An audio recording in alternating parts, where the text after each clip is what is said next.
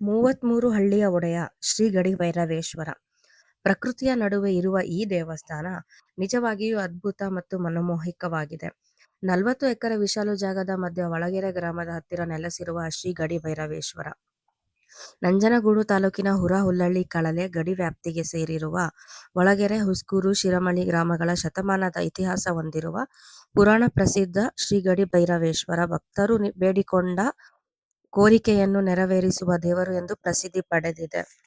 ಈ ದೇವಸ್ಥಾನದ ಗರ್ಭಗುಡಿಗೆ ಬಾಗಿಲು ಹಾಕುವಂತಿಲ್ಲ. ಬಹಳ ಹಿಂದಿನ ಕಾಲದಿಂದಲೂ ಗಡಿ ಭೈರವೇಶ್ವರನ ಗರ್ಭಗುಡಿಗೆ ಬಾಗಿಲು ಹಾಕಿ ಹೋಗುವ ಪದ್ಧತಿಯನ್ನು ನಿಲ್ಲಿಸಲಾಗಿದೆ.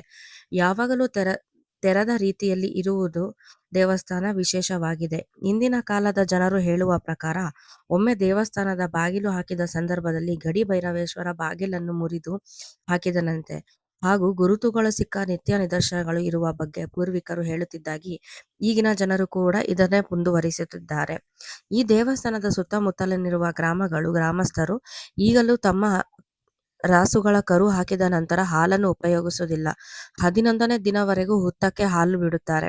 11ನೇ ದಿನದ ನಂತರ ಗಡಿ ಭೈರವೇಶ್ವರನ ದೇವಸ್ಥಾನಕ್ಕೆ ಹಾಲು ತಂದು ಅಭಿಷೇಕ ಮಾಡಿ ನಂತರ ಬಳಸುತ್ತಾರೆ. ಈಗಲೂ ಈ ಸಂಪ್ರದಾಯವನ್ನು ಮುಂದುವರಿಸಿಕೊಂಡು ಬಂದಿದ್ದಾರೆ.